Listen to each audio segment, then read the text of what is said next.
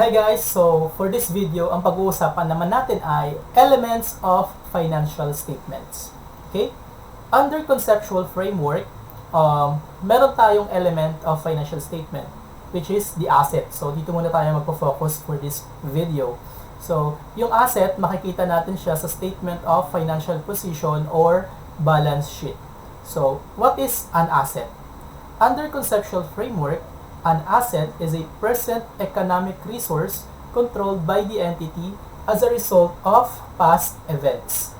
An economic resource is a right that has the potential to produce economic benefits. So, based sa definition, meron tayong three aspects to this definition. So, meron tayong three aspects para ma-recognize mo yung bagay na yon as an asset. So, letter A, right. Okay? There are two statements particular for right. Okay? Rights that correspond to an obligation of another party. Examples are rights to receive cash, rights to receive goods or services, rights to exchange economic resources with another party on favorable terms. Remember that. D. Rights to benefit from an obligation of another party to transfer an economic resource if a specified uncertain event occurs. So, ang sinasabi lang naman dito is yung other party may obligation sa'yo. So, meron kang receivable doon. Example is accounts receivable, notes receivable, etc. etc. So, ayun po yun. Number 2, rights that do not correspond to an obligation of another party. Letter A, rights over physical objects such as PPE or property, plant and equipment or inventories. Letter B, rights to use intellectual properties. Ito namang rights na ito yung mga binili mo o in-acquire mo on your own sa business mo, okay? Specifically, the inventories, yung mga binibenta natin.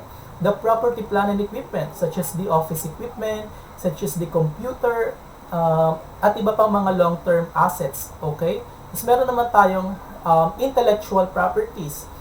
These are intangible assets. From the word intangibles, these are your right, pero hindi siya nahahawakan, okay? Pero meron yung business mo na yon. So, let's say copyright, let's say brand name or franchise, those are assets but considered as intellectual properties. Okay? So, letter B, potential to produce economic benefits. So, this is the second aspect for the definition of the asset.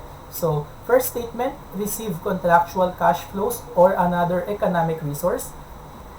Number 2, exchange economic resources with another party on favorable terms. Number 3, produce cash inflows or avoid cash outflows. 4, receive cash or other economic resources by selling the economic resource. Number 5, extinguish liabilities by transferring the economic resource.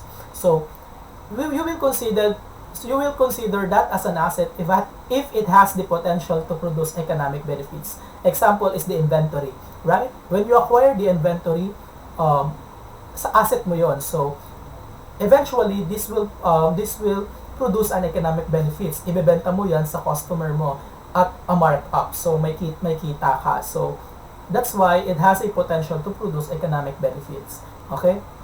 So, letter C, control. Control naman tayo. First statement, present ability to direct the use of the economic resource and obtain the economic benefits that may flow from it. Number 2, prevent other parties from directing the use of economic resource and from obtaining the economic benefits that may flow from it. So, when we say control, sa Tagalog, kontrolado, okay? May control ka doon sa particular asset. Of course, asset mo yan. Asset ng entity yan. Kapag binili mo yon, pagmamay-ari mo yon, pinarbahan ng kontrata yan, sa'yo nakapangalan yan, ikaw ang may control niyan. Yung benefits niyan, sa'yo.